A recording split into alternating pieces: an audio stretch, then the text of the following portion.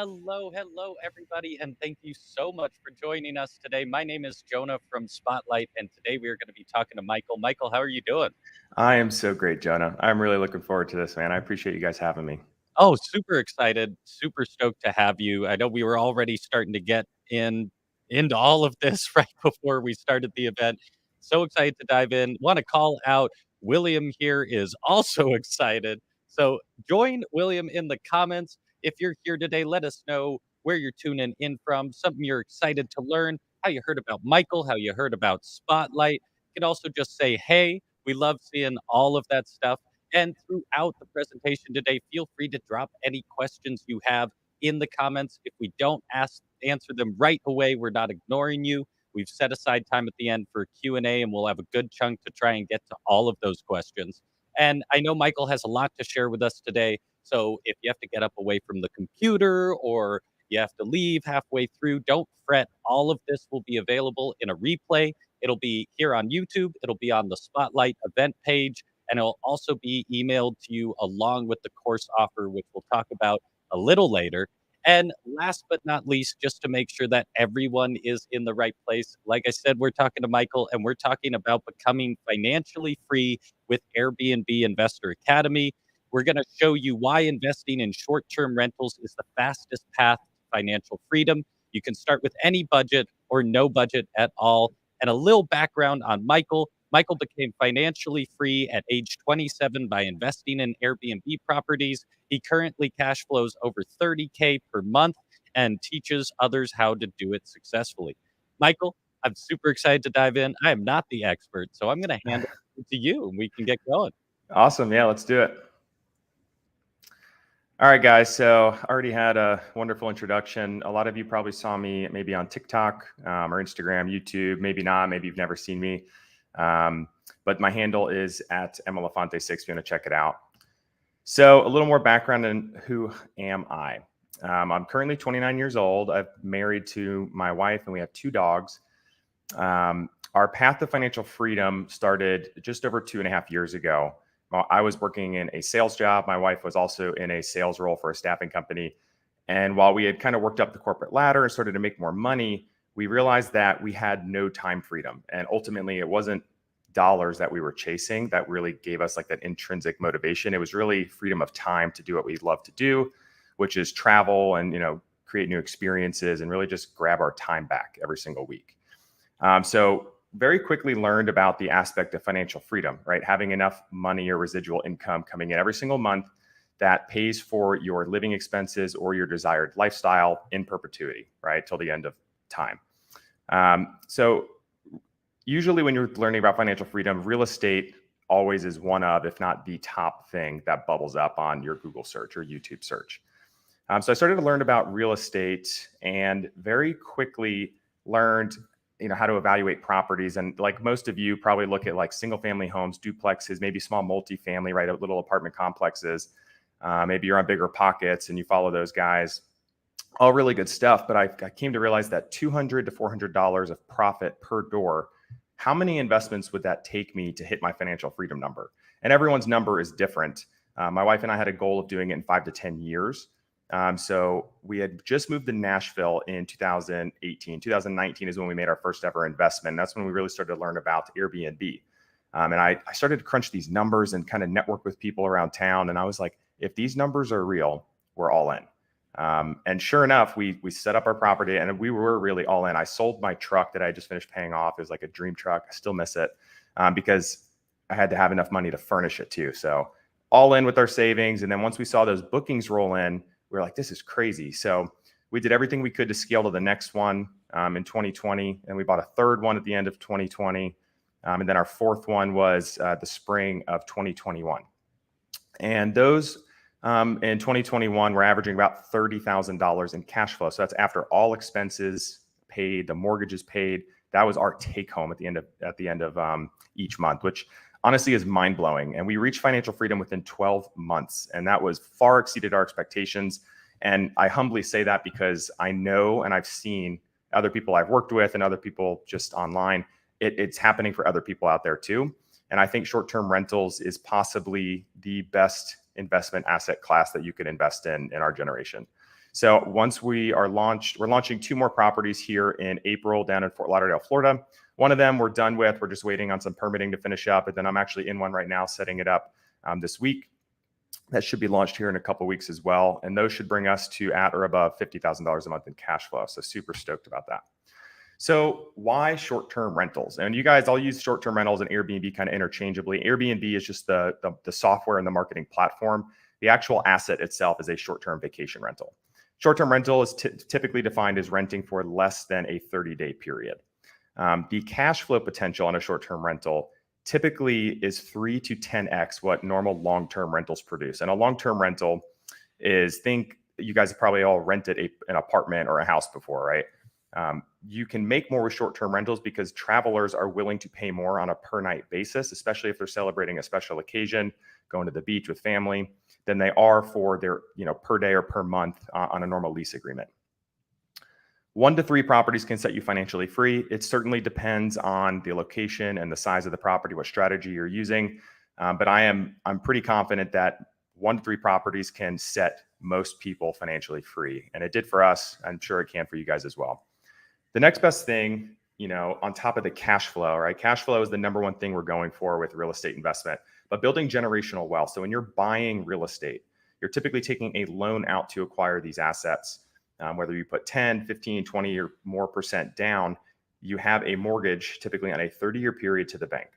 Now, when you have renters in there, the renters are paying, right, for basically paying the house off for you. So you get equity in the property in the form of principal pay down on the loan every single month and long-term appreciation. Now, I really look at appreciation as a hedge against inflation. As you guys are probably all well aware that the Federal Reserve has printed like 50% of the US dollars ever in existence have been printed in the last 2 years. That's going to cause inflation long-term, right? Because it devalues or it lessens the purchasing power that you guys have with each dollar that you have. So by investing into a hard asset such as real estate, it kind of preserves your wealth. And then owning properties in markets you enjoy visiting yourself. Jonah and I were just kind of joking around before everyone got on the call here. But one of the coolest things about Airbnb is you can invest in a piece of real estate that you can literally use whenever you want. So if you want to say, hey, I want one at the beach, I want one in the mountains, I want a lake house, I want one in Nashville or Las Vegas, wherever it may be, you can have a vacation house that you can enjoy that also basically prints money, right, while you're not there. So it's an amazing investment. Lastly, I'll mention is resale value. Now, resale value for a single family home, it's still going to be appraised as a single family home, meaning they find comparable properties or comps in the area when they're assessing the value of that house. But investors are typically willing to pay a little bit more for a place that has really solid rental history. And so I've seen it happen time and time again in strong vacation markets where the resale value of a short-term rental with rental history sold well above asking price. So there's that added benefit too. So Jonah did mention start with any budget, and I really do mean that. And this is one of the other cool things about short-term rentals that you really can't do with any other type of investment, right? Obviously, you can leverage the bank's money and do a buy and hold. And buy and hold is probably what most of you are thinking about, right? I'm going to put let's say 20% down payment.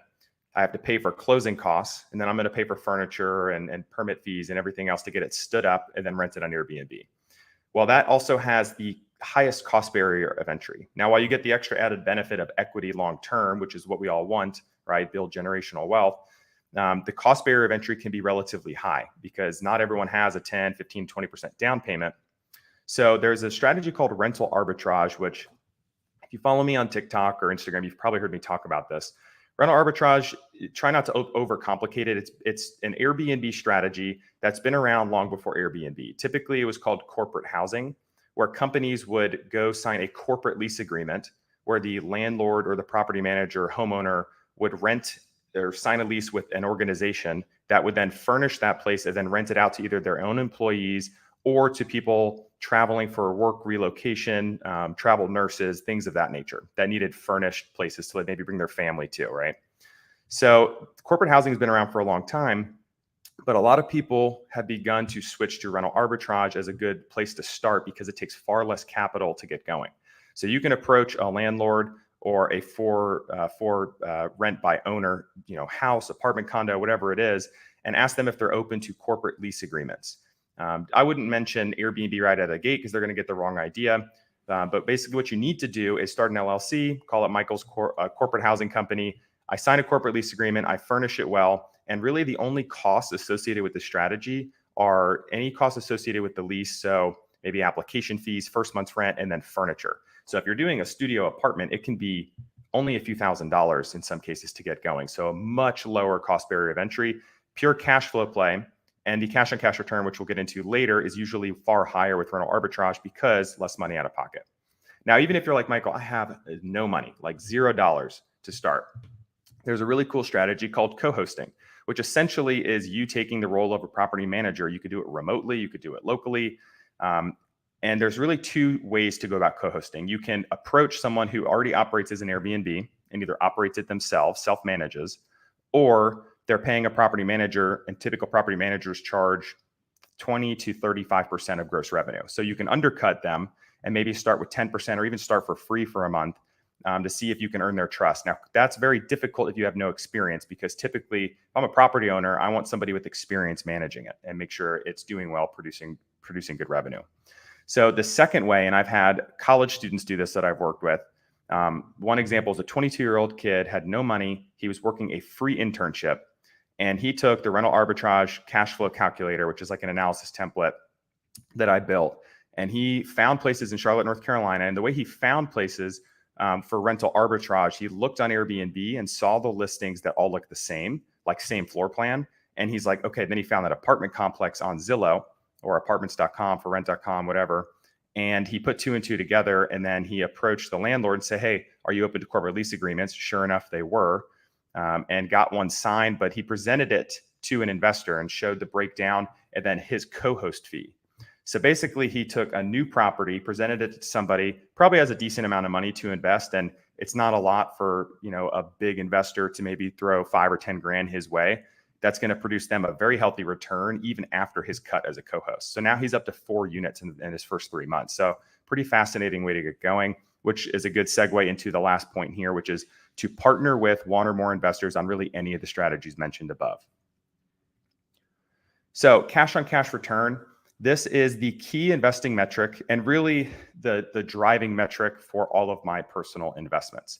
And a lot of people do not believe me when I say I have a minimum requirement of a 25% cash on cash return, but my cash on cash return for pretty much all my properties has been well above 25%. One of them was right around 100%.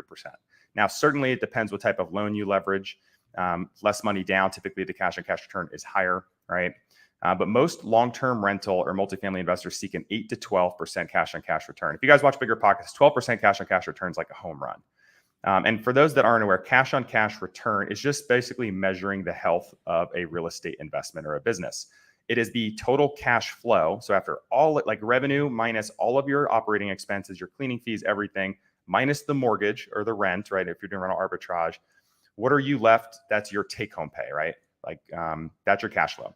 So that total number divided by however much money you had to come out of pocket, closing costs, down payment, furniture, everything.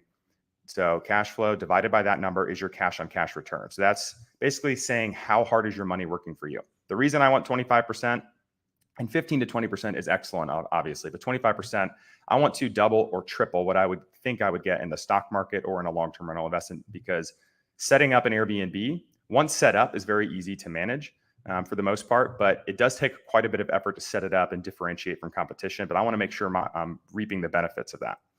Rental arbitrage, because there's no down payment, I've seen people do 100 to 300+% cash on cash return. I know it sounds crazy, but that's not abnormal, right? No down payment, no closing costs, and you're making almost the same amount of cash flow you would on that same property as if you owned it.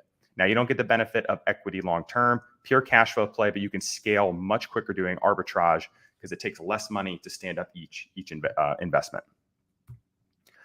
So I want to touch on something, the evolution of technology, and there's a couple different slides about this, but the first one, you guys have probably seen something like this before, right? Blockbuster was pretty much looked like it could never be taken down. Then here comes Netflix, and finds a way to differentiate and displace Blockbuster. And it's almost like overnight Blockbuster is completely gone. And now we don't think go rent a movie at Blockbuster. We think, hey, what do you want to watch on Netflix tonight? Same thing with Yellow Taxi. Hey, call a cab, call a taxi. It's, hey, I'll order an Uber. Airbnb is doing the same thing with hotels. Airbnb is not a physical property or a product, right? And neither is Uber or Netflix necessarily. It's a software, right, that allows people like myself and like you to rent out their own places. So Airbnb has like much less overhead, therefore is very profitable. It also makes sense in this consumer subscription-based economy that we live in, where people are on their phone and very quickly can scroll through thousands of properties on Airbnb, and it's within a few clicks they can book a vacation. Additionally, from the investor side or the Airbnb host side of things, the evolution of technology has basically allowed people, or it's almost like democratized short-term rentals for the everyday investor. You no longer have to spend a ton of money on a property manager locally, right? Because we can automate messaging now via property management software tools such as Guesty for Hosts or Hospitable. There's a bunch of them out there. So if you were to book one of my places, automated message sent to you. Like, thanks for booking. Here's some info about the house. Before check-in, you get check-in instructions, house rules, you get check-out instructions. It'll even auto-review you as a guest from my platform. So it saves me hours of time every week. You can also use keyless entry and smart locks, Wi-Fi enabled. The property management tools will even integrate with certain smart locks to change the code between guests and change it to like their last four of their phone number. So really cool technology that has enabled really smooth experience for guests. Wi-Fi enabled security devices as well allows you to keep track of your cleaners, make sure a party's not happening in your property, which doesn't happen very often, which is great. And then you can sync calendars with your cleaners and maintenance too, so they just know when to show up. You don't have to be sending them screenshots, calling them, hey, are you going to be here this day? We have this many guests checking in. It's all automated. And then you can use Price Labs or Wheelhouse or Beyond Pricing for a smart and dynamic pricing tool that leverages data analytics and machine learning to predict what the best price is based on your customizations and demand they're seeing in that given market. So all of these things can be automated. And honestly, if you're going to pay a property manager 20 to 35%, they're going to be automating most of it anyway. You can literally manage your properties from anywhere. My wife and I traveled in a camper van for 6.5 months last year after we finally quit our jobs. And we managed with almost no cell service half the time. We traveled to like 20 plus national parks. We managed our 4 properties from our cell phones, and it went pretty smoothly. We've only been to our properties once in the past 12 months. As I mentioned, PMs typically charge around this much of gross revenues. That's not cash flow, it's gross revenue. One Airbnb typically takes around 30 minutes a week to manage. And if your Airbnb does around $100,000 a year, think about that. It's $20,000 to $35,000 of your profit is going to a PM that is probably spending 20 minutes a week managing it. So we live in a digital world, and I'm involved in Airbnb and social media. I never thought of myself as a content creator, but my platforms grew. I was honestly just regurgitating what I was learning and trying to help other people do the same thing. So it's been a pretty wild ride. But I view Airbnb and social media almost like the same way. You have only like 2 seconds to grab someone's attention before they're on to the next one, right? They're on to the next property in Airbnb. They're on to the next video on TikTok if I don't get that hook, right? And bring you in. I'll make you want to learn more about what I have to say. Same thing about Airbnb. I want to sell the experience. A lot of traditional investors, even in the short-term rental space, say, don't sell on the experience, go bare bones. And I disagree actually, because if a market ever becomes saturated, which we'll get to here later in the presentation, it's almost necessary to be in that top 25 to 50%, because the people that will struggle are going to be in the bottom 50% who don't have good, excellent professional grade photos. They don't have 1 to 3 key moments within the house that really grab someone's attention. And people are willing to pay more for a great experience. Now, yes, you have times in your life where you're just looking for the cheapest place to stay. But if you're going on a family vacation once a year, or a bachelor or bachelorette party or a birthday celebration, whatever it may be, people are willing to pay more for a great experience. You can try to make things Instagrammable.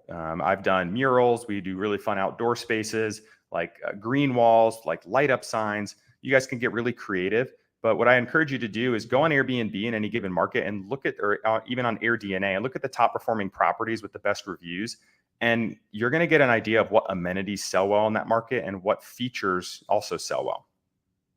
And then the one thing I wanted to mention was what I refer to as the Airbnb perpetual life cycle. The more clicks you get, the more little hearts you get on your listing, like the saves, the more bookings you're probably going to get. Now, the more bookings you get, assuming you do well managing it, the more positive reviews you're going to get. The more positive reviews and the more attention your listing gets, the higher you're going to rank in Airbnb or Vrbo search, whatever platform you're using.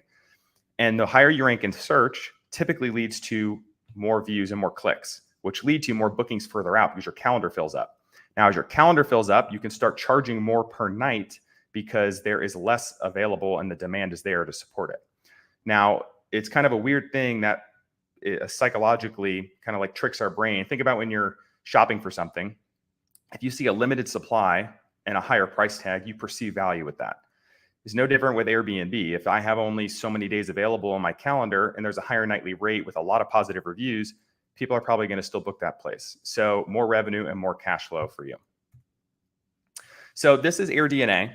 I had Boca Raton up because I did a presentation recently down in Boca. But AirDNA is a data hub for all short-term vacation rental information.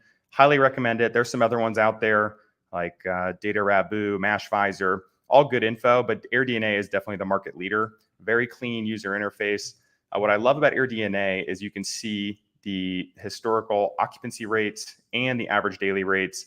They give a market grade and overview. They'll tell you how many active rentals are in the area, and you can even see how many active rentals. Is it increased dramatically? Is the market going towards saturation, or is it decreased? Has it been level? What's the demand like? This information is incredibly helpful when doing our forecast, which I'm going to get into an example here in a little bit. But you can look on both of these, right? The 25th, 50th, 75th, and 90th percentile. You can even use filters to look. I only want to look at 4-bedroom properties in this area because at the end of the day, in order to make a smart investment, you have to really, really rely on good information and the numbers. If the numbers make sense, the deal makes sense. So this allows me to kind of narrow the scope or almost like funnel the data down to make sure I'm making a smart decision. Same thing with average daily rates. We can look at the different percentiles of performing properties. Basically what this means, for those that don't know, if you're in the 95th percentile, you're basically like the top 5% of average daily rates here. Usually those are higher end, more luxury properties. So when I'm looking at a place, I'm usually looking conservatively in between the 50th and 75th percentile to make sure the numbers work. Again, I'd rather be surprised by more cash flow than less. This is the revenue tab, which basically is a conglomerate of occupancy multiplied by the average daily rate. You can see like long-term rentals are typically not getting, $6,000 to $10,000 a month plus, in some busier months, you could see it's much higher. So market saturation, I already touched on this. Are markets becoming too saturated with Airbnbs? The short answer is no, but could certain markets reach a point of saturation in the future? Yes, right? Some markets could get there faster and other markets not so much. And there's some factors here that we need to consider. In a market like the Smoky Mountains with Sevierville, Pigeon Forge, Gatlinburg, I have a couple places there. Once COVID hit, you can look on AirDNA and on the active rentals chart, there is a 50% increase in the number of active listings in that market today compared to the end of 2019. Now, if you look at a place like Nashville, there's actually 10% less now than there was 2 years ago. Part of that was because in the big metro areas, now that they're getting stricter on these short-term rental regulations, but a lot of people also either sold their places or turned them into long-term rentals out of fear when COVID hit, and for good reason, because the travel industry got crushed in most metro areas. But that also presents a pretty huge opportunity in a place like Nashville, where you can find a place that's properly zoned for a short-term rental permit. There is less supply and the demand is soaring right now. So a lot of things to consider. Obviously, the traditional vacation markets like the Smokies will always have demand, and it's a little bit more recession-proof than that of a big metro area.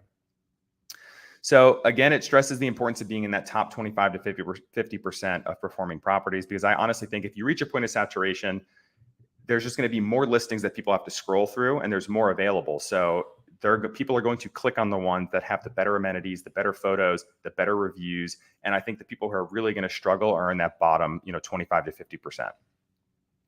And I really don't want to compete solely on price, because a race to the bottom is a loser's game. I don't want to set up basic Airbnbs because then my competition, I feel like, just is massive.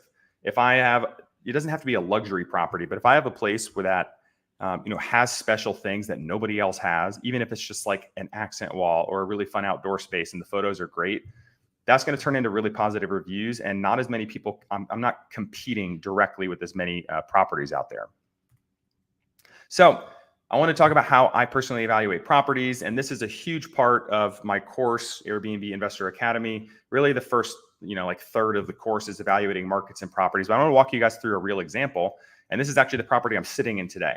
Now, I just want to preface this, that this is a much more expensive property, and we have worked up to this point in time, but this sheet works with a $200,000 property as it does a $5 million property, right? It's just the general workflow of how we evaluate short-term rentals to see if it's a good investment or not.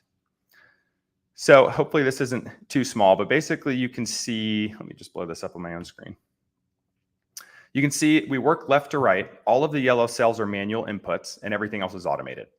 So the purchase price of this house we bought at $1,495,000. We did a 15% down payment. We did a DSCR loan, which is one of the types of loans I cover in my course, but that's a debt service coverage ratio. So basically, instead of looking at my personal income and DTI, the lender is looking at, me as an investor. Do I have rental properties? That plays a little bit into it. But more importantly, they're going to look at the forecasted revenue, either as a long-term rental, or they can make an exemption as a short-term rental and look at your DNA projections. Will that revenue service the debt on at least a 1-to-1 or 1-to-1.25 ratio, the debt service coverage ratio? And if it does, they'll typically lend you the money. Now, the interest rates are a little bit higher, but it all comes down to the numbers, right, to make sure it makes sense. So usually I have, so the down payment just spits out right there. And then above closing costs, I usually have the estimated closing costs. I actually just put in the actual amount once we got our closing disclosure and closed on the property. But I usually ballpark estimate it's a drop-down menu for a percentage. I usually estimate 3% for closing costs. And it could range from 2 to 4%, but that's usually what I found is a good estimate. If there is rehab to the property, of course, we need to account for that. If you guys are it's a really competitive situation, you do an appraisal gap, you can enter that in there. But we're going to spend right around $15,000 fixing up the backyard, doing some painting on the interior, some wallpaper, and some other features. It is a 4-bedroom house.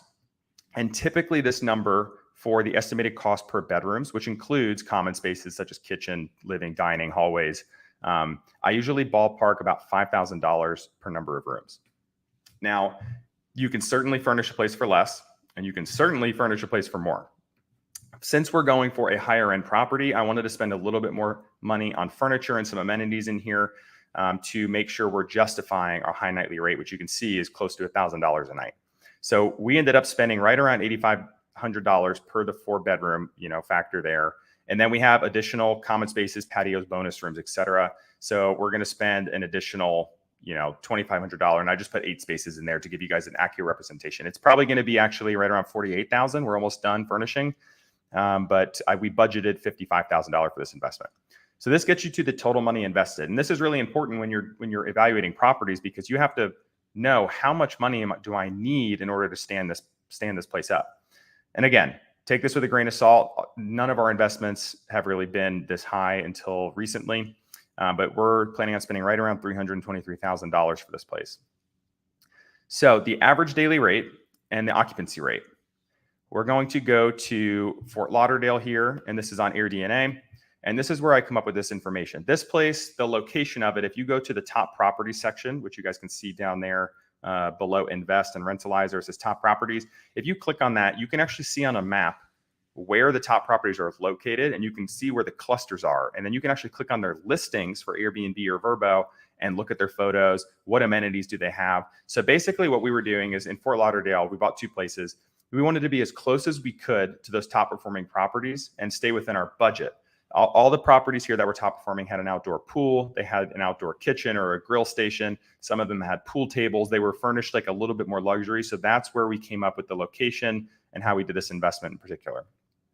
So for 4-bedroom places, you can see that 75th percentile is probably above 80% occupied. And I think this place will be right around 75%. So you can see right in the forecasted revenue, I put 75%. And then the average daily rate, we have the different percentiles here. Now, of course, you want to look at every month of the year. Fort Lauderdale, one of the reasons I like it, the further south you go in Florida, the less seasonal it is. Now, it is definitely the busiest, probably like November through April, but it does stay pretty steady throughout the year. And it's not uncommon for places to be charging $900 to well over $1,000 a night if you have a more luxury place. But the cool thing about AirDNA is you can see I use the 4-bedroom filter and accommodates 10 to 12 guests to make sure I'm being more accurate. Because a 4-bedroom place that only sleeps 8 people, the numbers drastically change. So that's why I like using those filters. And then the last thing I'll do is actually go to Airbnb or Vrbo, and I want to look at places that I'm competing directly against in like the same neighborhoods, because this is the broader market. But remember, there are certain places that are bringing up the average daily rate, and there's certain outliers that are certainly bringing it down that are not in the, nowhere close to the one that we're looking at. So once you have the ballpark averages from AirDNA, go to Airbnb and find like 2 to 4 direct competitors that you compete with on same number of bedrooms, same amenities, sleep the same number of guests, and then pick apart their calendar. Don't just look at the average daily rate it says at the top of the listing. Pick apart their calendar, look at what they're charging, see how much they're booked up, and that should give you guys more confidence or help you sharpen the pencil on your forecast. So now we got that information in there. I think this is a pretty fair estimate. I think we could do better than this. I don't think we'll do worse, but this is what we're predicting. So an annual revenue of $260,000, monthly revenue just shy of $22,000. Now, there are more expenses with operating a short-term rental property because you are responsible for utility bills, cleaning fees, all sorts of these things that are usually the tenant's responsibility on a long-term rental. Taxes is property taxes. So you can get that from the county tax office website. You can also get it from the Zillow listing. Obviously, once we closed on the property and we had our taxes and homeowners insurance was held in the escrow account, we knew exactly what we were paying. So that's what I put in here. I actually estimated this to be almost double for each of those, and it ended up being less, thankfully. Utility bills, you can ballpark this. I would just maybe go on the higher end because the last thing you want to do is get surprised by extra, operating expenses every single month. It is South Florida, so the electric bill is quite high. TV, cable, Wi-Fi, $180 a month. Future repairs, this is really more for CapEx. You guys, if you're familiar with traditional real estate investing, you do like a percentage of revenue for CapEx. It's really difficult to do for a short-term rental because they produce so much more revenue than a long-term rental does. So I usually, depending on the size and age of the house, I'll put in there like $200 to $500 a month. Incidental, so if you are providing guests, soaps, coffee, toilet papers, other products, you want to budget $50 to $100 in there a month. It's usually not that much, but it ebbs and flows throughout the year. Pest treatment.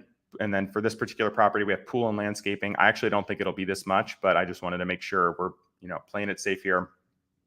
And then guesty for hosts, I actually should have changed that. Their pricing for pricing is accurate for us, but the first listing you ever do with guesty, is $44, I think. And then it lowers actually with each listing you get. And that's similarly for Smart B&B is actually called Hospitable now. And then Price Labs, $20 a month, excellent tool.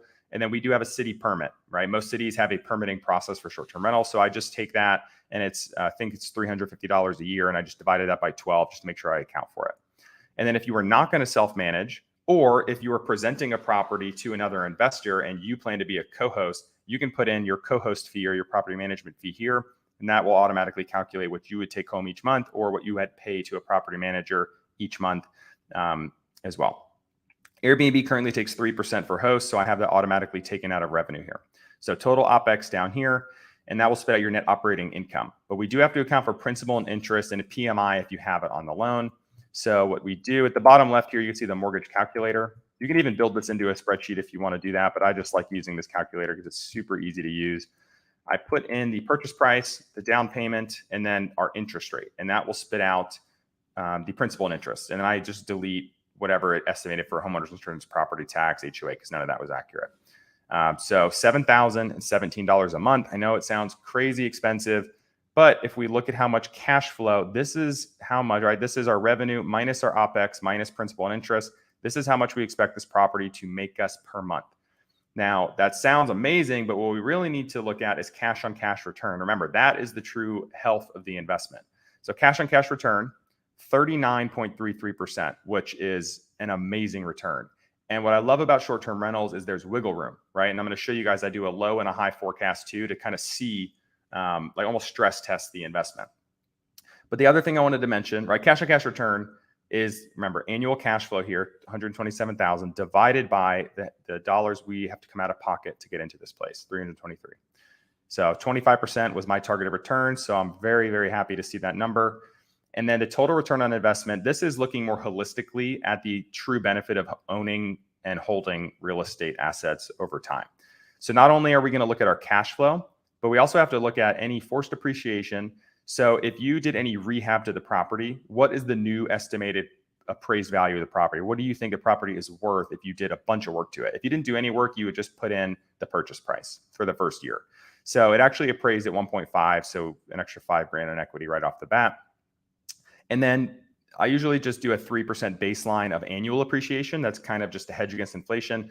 The past 2 years, it's been impossible to predict. It's been like north of 20% or something crazy in 2021. I think it'll be between 5 and 8%, maybe more in 2022. But long term, I just look at 3%.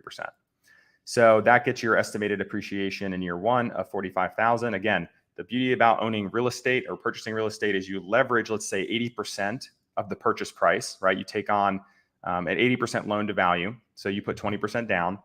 But if that property appreciates $45,000 for me in the first year, I get to keep 100% of that appreciated value. So leverage is a beautiful thing when it comes to real estate investment. Last thing is principal pay down on the loan. I forgot to put a screenshot in here of this, but what you can do in this bank rate calculator is click amortization schedule. And if you scroll down, an amortization schedule is just showing you each month's payment through the life of the loan. So I think it's 360 months, 30 years, every single month. And the way that works is you pay your interest against the current principal balance. So that is, you usually pay the most or you always pay the most in interest in the first month. And then as whatever's left over goes towards your principal balance. So the next month there's left over on the principal balance and the same interest rate against that principal balance. So you're paying less in interest and a little bit more in principal. Now your monthly payment is the same, but that's how that works. So every single month you're getting more equity in the property than you did before, literally. So what I want to do is on this schedule is look at the first 12 months and add up, or just roughly add up or ballpark the amount of principal pay down that we're getting, because again, we get to keep that, and the people renting the place from us are basically paying the house off for us. That adds up to $18,720 for the year. So the total return on investment, we're going to add up the principal pay down on the loan, the estimated appreciation for the year, any forced appreciation, and the cash flow. Add all of that up and divide it by $323,000. And holistically, the total ROI for this investment, we expect to be right around 60,000 or 60%, excuse me. So this is great, but we want to make sure we're accounting for a less favorable scenario and what is our true potential if we maybe we're doing a higher nightly rate, a higher occupancy rate. So what I do from here is I will literally just right click and I'll just duplicate the spreadsheet twice. And I'll call one low and I'll call one high. And really all I typically change in here is the revenue. Sometimes I'll change some of the OpEx, but on the lower forecast, right, you can go back to AirDNA and you could look maybe at like the 50th percentile, maybe lower it to there. What if we were only charging $750 a night and we were struggling at 65%, which is pretty low for this market? Our cash flow goes down, to about $4,000 a month, but we're still making almost 15% cash on cash return. Now it turns red in my spreadsheet because that is well below the threshold that I'm looking for. There's a red, yellow, and then obviously the green light's above 25%. Now, this is a great scenario, and this is why I love short-term rentals, because even if we struggled one year, you're still beating by at least 2.5 to probably 6% what a normal long-term rental would produce. And you could always turn this place into a long-term rental if you really had to, but very unlikely scenario. So, and almost 36% total return on investment. That's low. Now, what if we outperformed? What if we did better? What if we were charging $1,000 a night? I only raised it 50. We could be charging more than this on this property probably. And estimated occupancy percent, which is, probably almost to the 75th percentile level. It brings our revenue up to almost 300 grand a year, and our cash flow would be over 13 grand a month. So the true potential of this investment is pushing 50% cash on cash return and 70% total ROI. So guys, this is why short-term rentals are really special. Even if you love your current job and you're just looking to build or diversify into, to your retirement, or really just hit financial freedom, because no job is necessarily safe. I think COVID proved that for a lot of people, unfortunately. But even if you love your job, how nice would it be is if you could go to that job and know that you have, a few $1,000s a month coming in from a vacation house that you can also go use whenever you want. Because if you, for whatever reason, couldn't go to work, you have that money coming in, right? So with that, if you guys want to learn more, we are about to open it up for questions. Obviously, my social media, I appreciate all you guys who follow me. I really do. I have a lot of fun there. I try to put out as much value as I can. I'm going to get back into more longer form content on YouTube, so look out for that in the coming months. And then all of my resources, obviously, you can just do my bio link. And then Airbnb Investor Academy. I really walk you through the entire life cycle of Airbnb. So I only showed you really like maybe not even a third of, maybe 25% of the course. But I teach you how to evaluate properties, markets, all the different strategies too. So co-hosting, rental arbitrage, how to acquire them, how to furnish them, how to budget for furniture, how to stand them up, how to rank higher in search, how to automate all the management. You can access to all of my tools. I demo all the software, give you my messaging templates, and then how to scale too, right? And how to keep track of the revenue, do the bookkeeping, and all of that fun stuff. So without speaking too much more, I guess we can open it up for questions. Love it. Michael, thank you so much. It's so helpful to actually see. I was even writing down questions and you answered them all once we got into the spreadsheet. Yeah. Because it's so helpful to actually see how you go about that and it can make an informed decision ahead of time. Because especially with your first one, I imagine it's scary just to buy a Very property. scary. They're all And scary, right? I yeah, mean, it is yeah, nerve-wracking. Think about how you could be investing all all or most of the money that you have. right. But the way you have to think about it, and if it's okay to just kind of elaborate on this, the thing Yeah. that changed my mind, because I get asked this question a lot, like, I'm so nervous, like, how did you get overcome that? And I was reading a book called Cash Flow Quadrant, really great book, kind of a sequel to Rich Dad Poor Dad, right? Robert Kiyosaki and the Rich Dad team. Mm-hmm. In Cash Flow Quadrant, they talk about how you assess risk, right? Because everyone's like, well, investing is risky. Well, not investing is also risky, because I could risk some of my money, especially while I'm younger, in hopes, and it's a calculated investment, as you guys saw, to make more money, become financially free. Or if I don't, I'm guaranteed to pretty much know that I have to work a job that I may or may not like until I'm 65, 70 years old. And that flipped it on its head for me. And I was like, holy crap, it is so risky to not invest. Because what's the worst thing that could happen is the literal worst thing that happens is you lose all your money and you go work more. Like, nothing changes. But do that when you're young, right? 100%. Yeah. That's why you can certainly bear more risk while you're younger. But the cool thing with real estate too, and I've heard other people talk about this, is like, as you guys start to have kids, it's like, this house is for my kids, college education, whatever. The amount of cash flow and equity you get in that house before they turn 18 is like, you can make it fun, right? Let your assets pay for your liabilities. You can have one for, hey, I'm going to invest here and this pays for my student loans. The cash flow does. I'm going to invest in another one. That's going to pay for my mortgage. I'm going to invest in another one and that pays for my car. And it's like, this becomes like a game almost. And then everything there is like, this is my travel fund, this property, Oh, that's well, and I could say I've worked with a lot of successful creators and people who reach financial freedom. 12 months is crazy. Yeah, it surprised me for sure. And yeah, I honestly believe, and it does take work and effort for sure. right. I'm a true believer that anybody can do it probably within the next 12 to 24 months if they really wanted it. Yeah. Yeah, and even I mean, even if it takes a few years, usually Sure. you're Yeah, looking 20, 30 years to make something like that happen. for Yeah, sure. so it's so cool. Well, we got a ton of questions rolling in already, and for everyone watching, please pop in the chat, ask all the questions you got. We got a few more minutes here with Michael, and also just to call out, the course link is in the description and pinned to the top in the comments, and there's a little discount on there, but it's only going to be there for a week. So take advantage of it while it's there. And let's just dive into let's dive in. So we had a question, and this may have been answered, but Berno Caster was asking earlier when you were starting to talk about some of these metrics, is it the same as CAP rate in AirDNA? So cap rate is a little different. I actually include that in the spreadsheet too, but there's a reason I didn't go over it. And cap rate typically is a quick way to help evaluate the potential in a property if it's a commercial real estate, because the way properties are appraised and valued are different. With single family homes, Mm, or I think even up to like 4 units, right? They're looking at local comparable properties that recently sold, and that's how they're assessing the appraised value of the property when an appraiser actually goes out. With commercial real estate, they're looking at the average local cap rate, and then they're using that against the net operating income of the property to mm. assess the value, like what it's worth compared to the other commercial real estate in the area. So I don't focus on cap rate a ton. It is a metric that you can use and compare, but I really focus on cash return. Gotcha, gotcha. Interesting. And then, Cody was asking, would you be willing to share this spreadsheet? So So yeah, all of my spreadsheets are included in the course.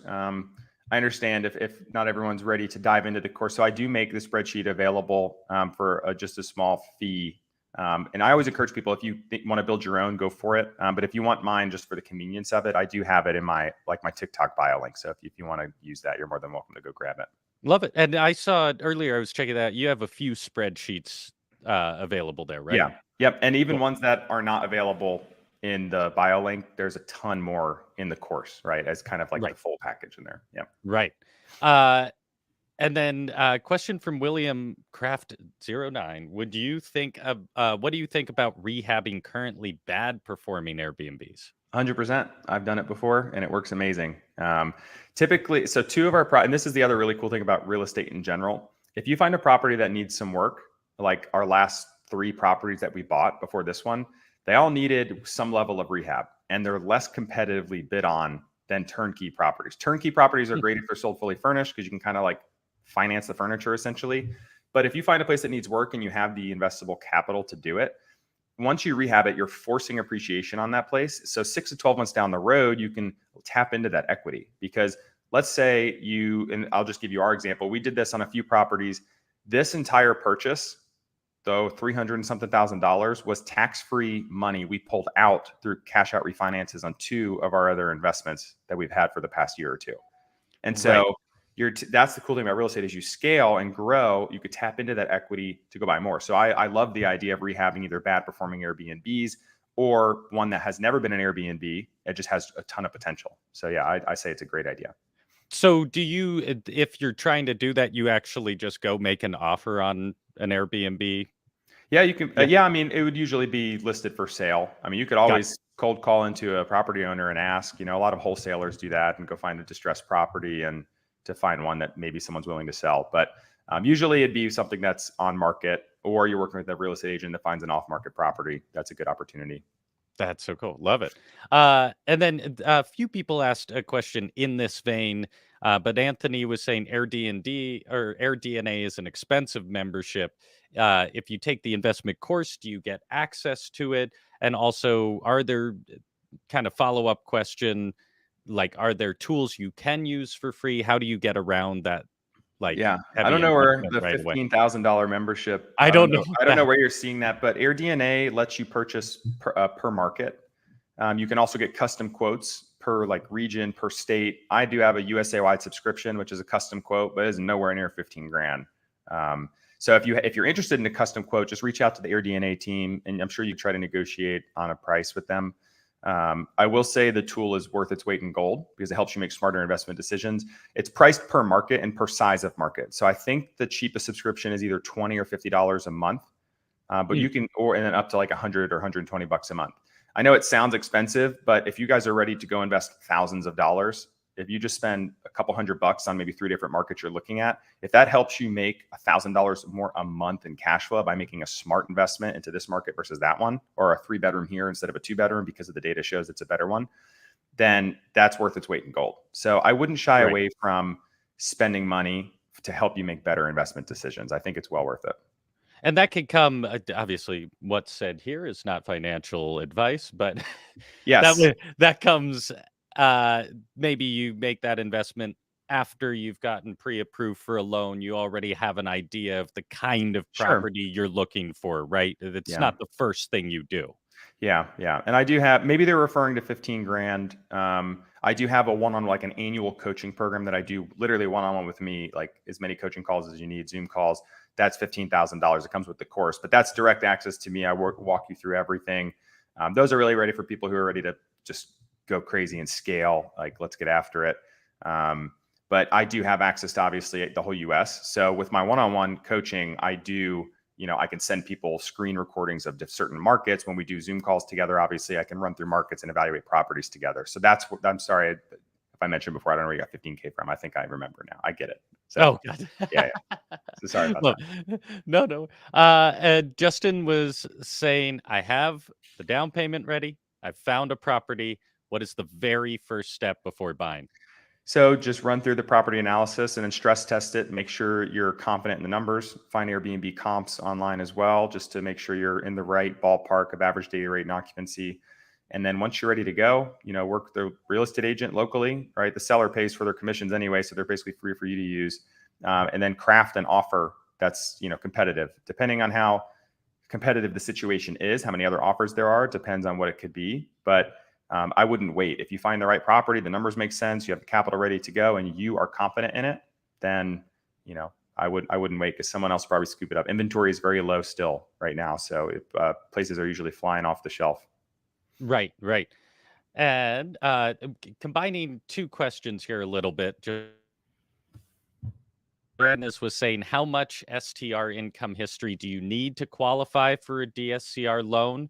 And then was also saying, who offers DSCR loans? Banks, Mhm. credit unions? Can you talk a little more about that? Yeah, yeah. I think various lenders will do DSCR loans. The bigger banks aren't going to do them. They're going to focus on the conforming conventional loans that are backed by Fannie and Freddie. Credit unions, I would still look at credit unions. And first of all, I would try to max out your conventional loans before going the DSCR route.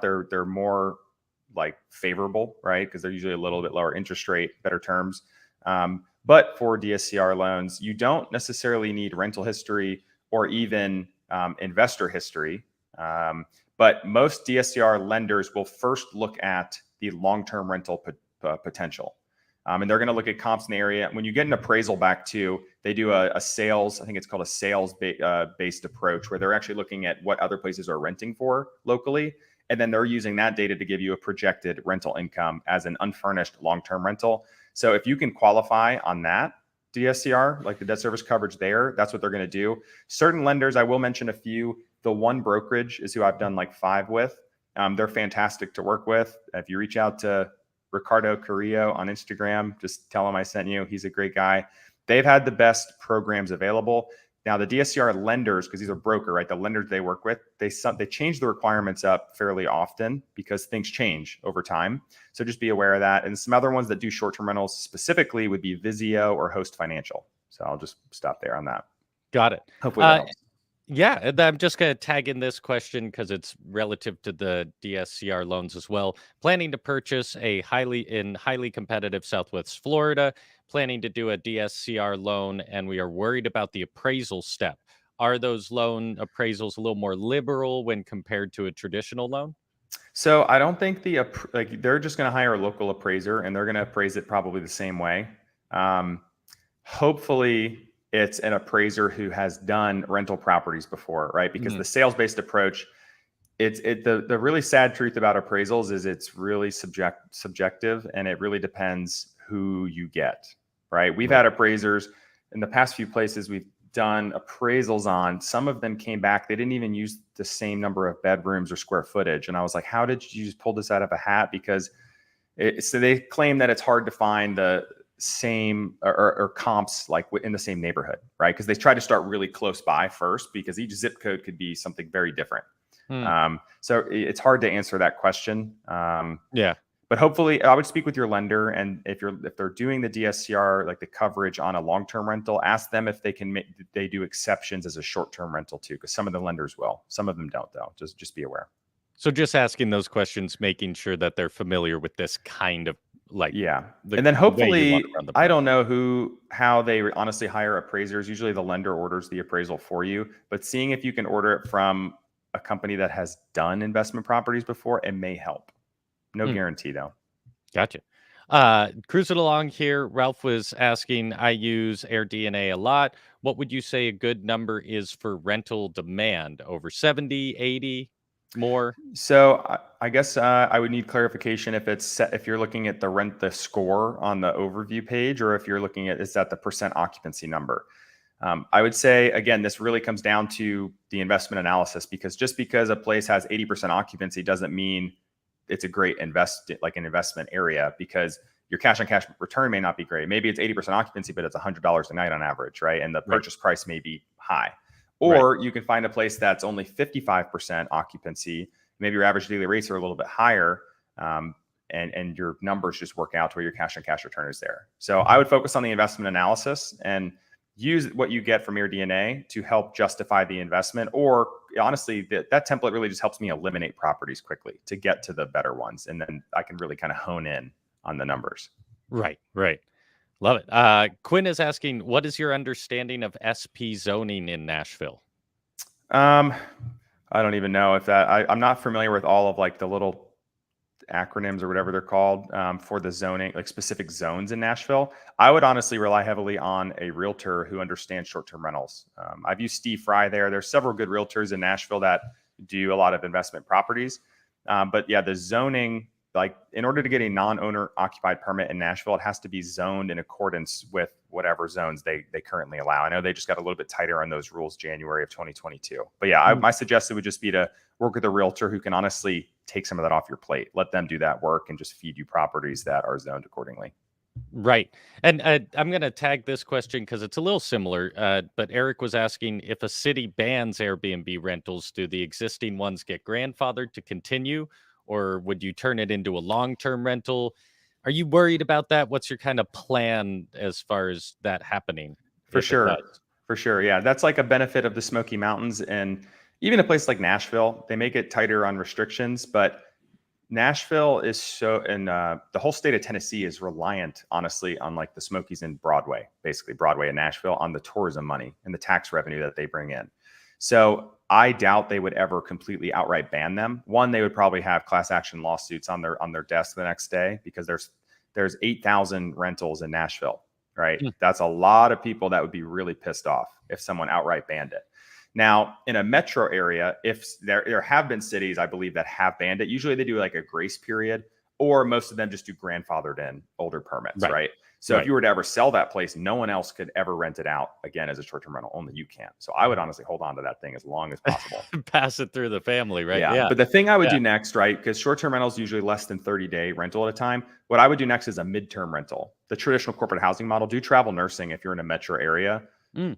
And you could do 1-3 month leases. You're going to make more as a furnished midterm rental than you would as a long-term rental. Not as much quite as a short-term rental would, but that's the next step I would take before converting it completely to a short-term rental. But Right. yeah, most cities I would bet would probably grandfather in places. Yeah. Yeah. And then, oh, this was the next question I thought was good. In this whole thing, how do you compete against all cash offers? I wanted to ask this. I just moved from Seattle, where I have friends getting outbid by $300,000 above asking in Yep. cash. Is that just determining your market better? How do you work around that? Yeah, I mean, it really depends on the subject property. I had resulted to getting places that needed a little bit more work because they were not as heavily bid on, right? Hmm. Usually, home buyers don't really want. They want a place that is like turnkey, like you know, not necessarily like dream home esque, but they want a place that like, hey, I can see myself living here. That's usually the motivation of a home buyer. For a lot of investors, they want something turnkey. I can basically stand up and rent out. So you're kind of shrinking the pool of people to only competing directly really with like flip investors, Burr model investors, or someone like myself, or if you guys out there are looking to put in the work and get it set up. With all cash offers, I've lost all cash offers before. There's just nothing you can do about it. If someone's willing to offer all cash, it doesn't necessarily mean that they're paying all cash. That's the thing, is there's kind of a Right. loophole that you can offer all cash and then end up finding a way to finance it. And there's companies out there that will actually finance it like on the back end, and you pay them a little bit extra, and they will make the all cash offer, and then you pay them a fee to basically turn it into like a normal loan. So there are like these weird companies out there that will do that. But my suggestion is make the best offer that you can. Ways to compete with that are to, if you can do an appraisal gap, if your numbers still make sense, it may not, do a shorter inspection period. I've done a 3-day inspection before. a 5-day inspection before, 7-day, because typically it's a 14-day period. That basically shortens the time period where you can back out of the deal if the offer is contingent on inspection. You can also take off some of the other contingencies, but that would probably be like the first step there. And then if it doesn't work, it's okay. Just move on to the next one. I know it's frustrating making offers and not getting properties, but eventually you'll land in one. I've lost several offers, like tons. So it's Yeah. okay, you know. Right. And so shortening that period just limits the amount of time someone else could come in with a cash offer, right? So it really, not necessarily. It really just means that you are, because let's say you have it contingent on inspection, you're doing traditional financing. If you have a 14-day window to back out for literally any little thing, it's really easy to get out of a contract, right? Because typically you have to put in earnest money or money into escrow that you will lose if you break that contract. Right. So, and it could be for an expensive house. We did like 75,000 in escrow in this property. So we were like, we are not losing that money, right? So of course it was contingent on inspection. Now, that inspection period is 14 days long. That's 14 days more of holding costs for the owner and 14 days delay in putting it back on the market again, or going in and entertaining backup offers if you fell through. So that's a way to strengthen the offer, is like if it's a 3 to 5 day inspection period, as long as you know you can get an inspector in there, then they know if you do back out, it's only 3 to 5 days versus 14 days, because timing is everything in real estate. So that's Gotcha. one way that it can and make it a more competitive offer. Gotcha. Just a quick follow up there. Will you ever waive inspection? Personally, probably not, because especially if it's not like a pretty new house, and even if it is a new house, you don't know what the builder did. But if it's not a new house, you don't know what's in the attic, you don't know what's underground. Inspector might find something huge. You know, what if it needs a brand new roof and you weren't budgeting $25,000 for that? Or what if the foundation is cracked, you know, and it's tilting, but you just don't know it yet. Right. So personally, I try and protect myself as best as possible. So usually I do keep it contingent on inspection. Now, some people that would waive inspection, those are typically like house flippers that are going to probably strip it down to the stud anyway. And they're like, I don't even care what the issues are because I'm going to replace them all. Right. So. Well, throughout this whole thing with cash offers, inspections, any of it, you still don't want to get carried away at that point in the process and forget the work you did, making sure it was a good investment, right? Exactly. Yeah. You want to protect yourself, because again, it's easy to get emotional in any purchase or investment in real estate. You get attached to places. Don't make any emotional decisions. Like, you have to rely on the numbers, and you have to like come back, make sure you're protecting yourself. So, right.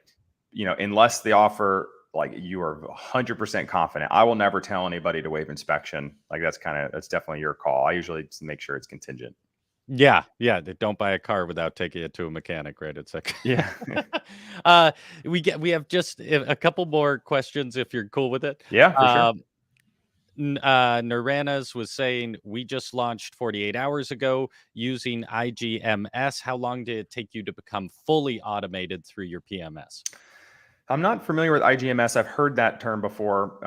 I currently use Guesty for hosts, but you know, it's really just as soon as the hook is into Airbnb or Vrbo, like as soon as you get all your automated messaging and all that's scheduled, I mean, usually like a day or two. It doesn't really take, it takes time to set it up, but hopefully it doesn't take you too long. The toughest thing is really making sure your calendar syncing with your cleaners. Not all PMS tools have a great sync for cleaning, like the scheduling. So I would really encourage people to look at Resort Cleaning and get your cleaners on that, or Turnover B&B, or something that has an iCal link hook to your PMS system, so where they can get that bookings, cancellations are automatically exported from their calendar. So just monitoring that for a minute until you know it's all working well. And yeah. And in most tools, they should be like, we get a push notification when the automated messages or auto reviews take place. So I know, that things are happening and it's working. But yeah, I would just make sure, go in the app and make sure the messages are being sent, just to ensure, give you peace of mind. Love it. And then another question, I launched my property last month and got fully booked for 2 months, but it's slowed down tremendously. Would you suggest offering promotions to keep up in searches? How do you kind of combat that if you're having slow months? Yeah, and honestly, it really slowed down for me in Gatlinburg and some of my clients in Blue Ridge, Georgia. And that could be a culmination of things. And I mentioned earlier, Gatlinburg competition's really ramped up. There's 50% more rentals now than 2 years ago.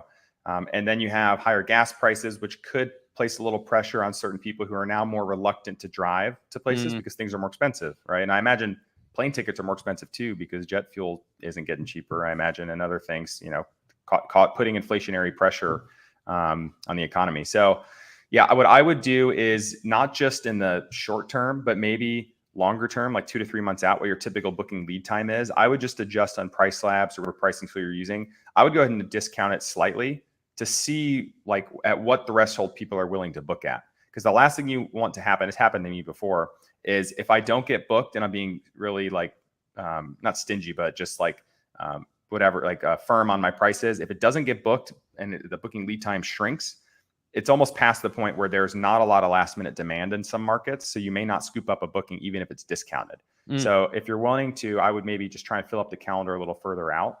And then you could always tweak it back up if you're getting too many bookings. I know it sounds crazy, but it happens. And you like get a flood of bookings. Let's tweak it back up, kind of find a happy median.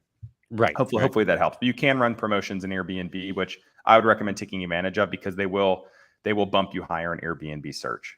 right, right. And I love this question. How do you figure out what type of design for the Airbnb? So yeah, my wife has a lot of great ideas, but she turned me on to Pinterest. It sounds crazy, but we furnished all of our properties and did the design ourselves, and we really never had like a design bone in our body. But go on Pinterest and literally type in "cute, cozy cabin living room." Those are the types of searches we And then do, just buy the stuff that's there. and stuff pops up, and you're like, "Oh my gosh, that's exactly what I had in my mind. I didn't even know what it Right. looked like, but now I do." Um, the other thing you could do, I mentioned before, go on Airbnb or go on AirDNA, look at the top performing properties, look at the general vibe and like aesthetics that are in there. And that's kind of how you build the vision board, Mm. right? What are you going for? Are you going for like more of like a Southwestern style, like maybe in Arizona somewhere? Are you going for like more of a beach theme? Maintain like the overall theme of the market, but find a way to modernize it and stand out because the last thing you want to do is blend in with everyone else. And I think that's where a lot of people make the mistake. I have a beach house. I'm going to do the pastel colors. It's going to be very beach themed. And then all of a sudden you're like really proud of it and you take photos and then you're like, oh my gosh, it looks like every other property in the market. Right. So you want to have like, what's your wow moment, 1 to 3 key moments in the property. Those are your first few photos to earn the click and be like, wow, this is cool. This is different, right? I want to make it an emotional decision for people to book my place. Right, right.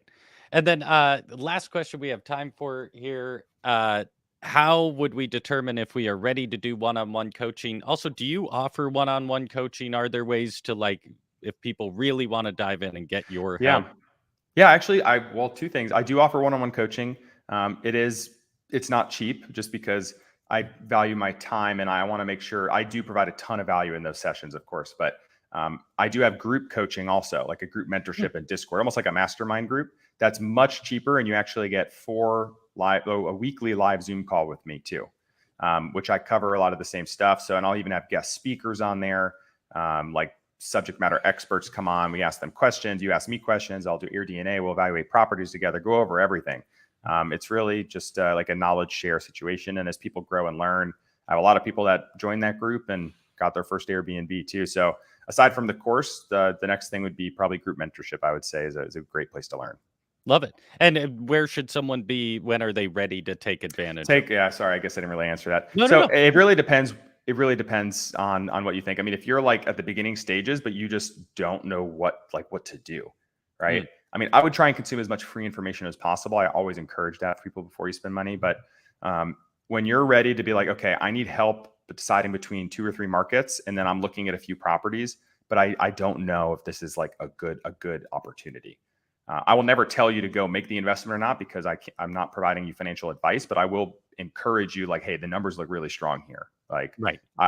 for me, like I would look further into it type of thing. That's when you'd probably be ready for one-on-one coaching, or maybe you're further along in the process. Maybe you already have an Airbnb, but you need to like, hey, I'm working way too much every week. Like I Right. need to get it down to like 30 minutes a week. I can help with that. So really anywhere you're at in the process, if you're just stuck, that's what one-on-one's for. Love it.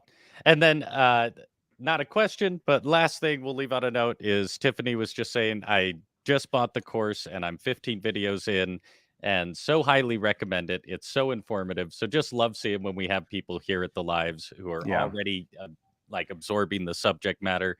Thank you Yeah. everyone for joining us today. We have to wrap up for time, but Michael, where can people find you? Is there somewhere they can ask questions, or where's the best place to get more information, learn more about what you do? Yeah, any social media. I mean, I definitely push the most content out on TikTok. I do some different things there versus Instagram.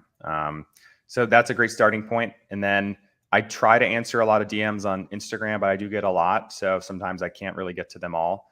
But that's another place. Group mentorship is probably the best next step if you just like want to test the waters for like a month and see what it's all about, learn more from people, including myself. Then that'd be good. But yeah, the course obviously probably the best place. Oh, and the other thing I didn't mention, Jonah, is the course it's lifetime access. So any Hmm, changes I ever make to the course, you guys have access to. And it also comes with access to a private Facebook group, which has several hundred members already and is growing every week, which is amazing. So as people progress, it's just like a little mastermind group and share resources. I'm very active in the group too, and you get lifetime access to the group. So lots of good love it. stuff. And if people want to do group coaching or any of that, where what's your website? What's the best place to find all of that? Link in bio, like link in any of my social media Love it. bios. Yep. Love it. And uh oh, that's just what someone was asking. Sorry, I was just seeing that pop up. Michael, thank you so much for your time, for walking through all of this and answering all of our questions. It's been a delight. I know I was super excited to learn about this. I feel so much more capable to at least start poking around, getting the things ready. And I'm sure everyone else does as well. And for everyone watching, thanks for being here. Please hop in the comments. Thank Michael for his time. Go check out the course and go check out his socials. Follow him there to learn more about this stuff. And if you had a good time today, please like and subscribe to the Spotlight channel. We're consistently bringing folks like Michael out here to help us learn everything from language arts to Airbnb investment, becoming financially free, and all of those things. It's always a blast. We're learning so much. Michael, thank you once again. It's been a delight, and everyone have a wonderful day.